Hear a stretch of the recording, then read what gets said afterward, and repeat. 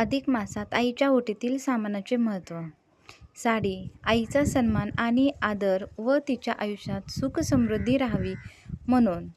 हळद कुंकू सौभाग्य व मंगलमय जीवन आणि नात्यातील प्रेम टिकवण्यासाठी. नारळ पूर्णत्व, शुभता आणि देवांच्या आशीर्वादाचे प्रतीक. फळ आरोग्य, आनंद, भरभराट दाखवितात. तांदूळ अखंड सुख, शांती आणि समृद्धीचे प्रतीक. पैसे कृतज्ञता आणि आदर व्यक्त करण्यासाठी. हिरव्या बांगड्या सौभाग्य आणि आनंदी वैवाहिक जीवनासाठी. गोड पदार्थ नात्यात गोडवा आणि आनंद वाढावा म्हणून. फूल व ओढणी प्रेम, सन्मान आणि शुभ आशीर्वाद. पैंजण स्त्री सौंदर्य, मंगल आणि लक्ष्मीचे प्रतीक. हे अधिक मासात आईच्या ओटीतील सामान.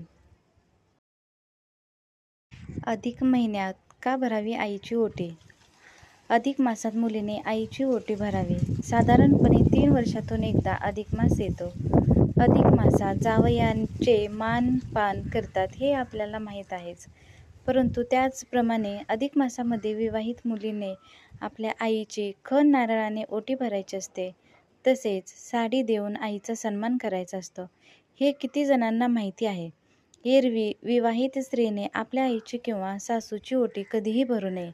कारण आपल्या आईची ओटी पोटात ती स्वतःच असते. तसेच सुनेने सासूची आपल्या मुलाला लग्नात आपल्या सुनेच्या ओटीत घालून त्याला गृहस्थाश्रम स्वीकारण्याची परवानगी स्वखुशीने दिलेली असते. तेव्हा सुनेने सासूची ओटी भरू नये.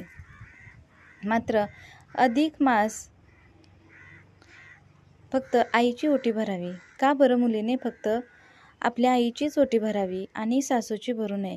कारण सासूने आपल्या मुलाच्या गृहस्थाश्रमी सुखासाठी नवरा म्हणून सुनेच्या पदरी घातला तरीही मुळात सून तिच्याच घरी आलेली असते.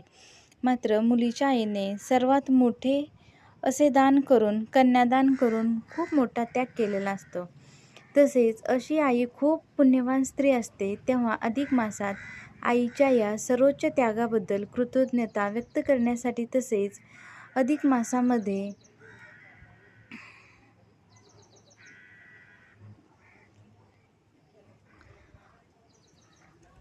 अशा पुण्य स्त्रीचे पूजन करून थोडे अधिक पुण्य मिळवण्यासाठी फक्त अधिक मासातच आईची ओटी खणा नारळाने भरावी.